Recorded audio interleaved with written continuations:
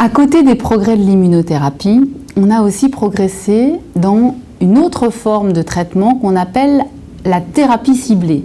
Et là, c'est un mécanisme d'action différent, c'est-à-dire qu'on va taper directement sur la tumeur, après avoir identifié dans ce cancer des anomalies moléculaires sur lesquelles on va pouvoir vraiment agir. C'est un peu ce qu'on appelle la thérapie personnalisée du cancer. On sait qu'à peu près la moitié des mélanomes sont porteurs d'une mutation bien particulière d'un gène qui s'appelle BRAF. BRAF. Et bien, avec un médicament anti-BRAF qui va bloquer cette protéine, on va pouvoir avoir un effet favorable aussi chez les patients dont le mélanome est muté sur BRAF.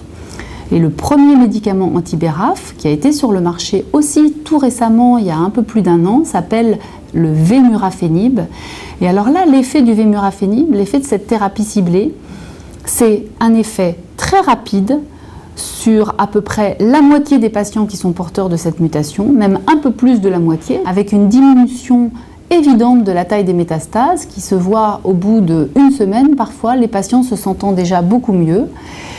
Alors l'écueil de ce traitement, l'écueil majeur, c'est que en moyenne 6, 7, 8 mois après le début du traitement, les patients ne répondent plus, c'est-à-dire que les métastases vont recommencer à progresser. Mais aujourd'hui, on a aussi progressé dans la thérapie ciblée. On sait qu'en ajoutant un autre traitement ciblé, on a l'anti-BRAF, et on ajoute un autre traitement qui est dirigé contre une autre protéine qui s'appelle MEK, M-E-K.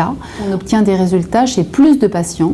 On est plutôt autour de 75% de patients qui vont répondre, donc c'est beaucoup mieux, et des réponses plus prolongées également.